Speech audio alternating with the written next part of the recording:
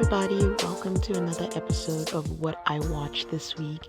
I was a little under the weather this week, so I had a little bit more time in bed to watch scripted shows. So, a lot more this week would be scripted shows that I watched. Also, I hope everybody got the chance to vote early. It's coming up soon. Okay, so I'll start with Martha, the documentary on Netflix that I watched about Martha Stewart. I just happened to just click on it. I don't particularly have a vested interest in Martha Stewart, but it was a good watch. I enjoyed it. Got to learn and know about her a little better. She's very ambitious, and I think her superpower is being able to separate herself from her emotions. And in some ways, I want to say that she's delusional because there's a situation after she got married where she went out, I guess, to a church and had like an emotional experience and locked eyes with some man and they kissed. And to her, it wasn't infidelity. She just thought it was an emotional moment. And when her husband started cheating on her, and the interviewer was like, "Oh, so he was cheating on you?" And she's like, "Yes, he was." And the interviewer said, he said that he didn't start cheating until you cheated. She goes, "Oh, it was just an affair. That didn't mean anything." So she's able to compartmentalize and tell herself whatever it is that she needs to tell herself, and she moves on with that. And I guess that comes in handy in business. Yes, was she prickly? Yes, she is. Could she be a little bit rude? Because we saw some behind the scenes when she was talking to her workers. Yes. But I don't think it's any different from what a lot of men do in business, but it just doesn't sell the same when it comes for women. And it's unfortunate that, people felt like they had to punish her for that. They talk about the whole allegations of insider fraud, I think it was called. And the most interesting thing from the documentary for me, I had no idea that James Comey had a hand in it and basically was trying to use her as a scapegoat. I don't think they could prove anything, but she did go to jail for it. And it was also cool to see how she came out the other side of it and revamped her career and her image, I guess. She lost a lot, but overall, I did think it was an interesting watch and it went by really quick. And that was Martha on Netflix. The next thing I watched was The Anatomy of Lies, about the writer on Grey's Anatomy who just fabricated a whole bunch of lies for no damn reason. Well, no, not no damn reason. I guess she was just trying to create a fake life for herself to achieve her dream of being a writer. And we've seen the story before where people fake, and it seems the go to is to say that you have cancer when you don't have cancer. And it has to be a mental illness to fake having cancer, fake that you have a port in your chest, and just continuously lie to people about a disease that is so serious. And her lies just went further, taking people's trauma stories and turning them into yours. And it's insane, really. It really is insane. But, she got away with it, and it's sad. But I think the saddest thing was like, it didn't seem like she was remorseful even after she was caught. And she channeled it into the character Joe on Anatomy.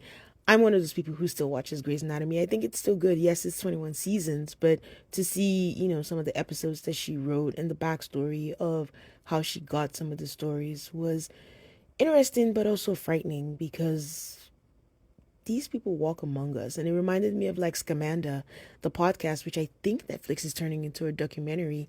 And that's the same thing. She just wanted to get the attention and wanted to get the money.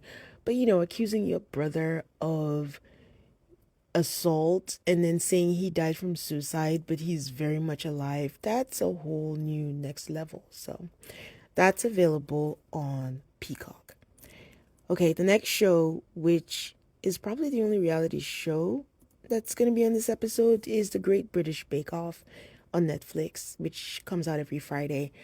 This show is so heartwarming. Like, it just brings a smile to my face. It brings a smile to my heart because they're so polite, they're so kind, they're so nice, and they're baking.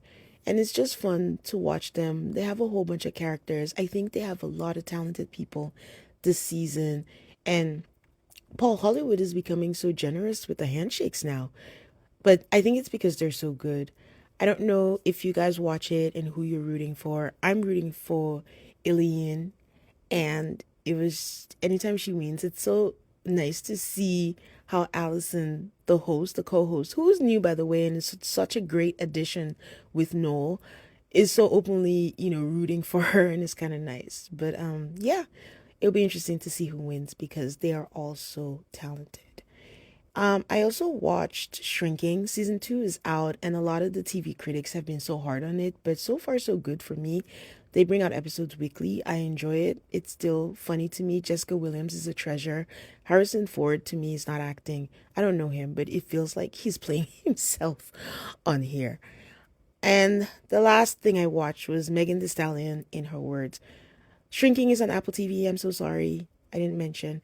And the last thing I watched was Megan Thee Stallion in Her Words, the documentary about, her viewpoint and everything that's been going on in her life the last couple of years, which is on Prime Video. This stirred up a lot of emotions for me because it's so sad and it's so angry because, of course, a lot of the discourse on here is the discussion about her shooting with Tory Lanez and just how everybody turned on her. Everybody was focused on if she was sleeping with him.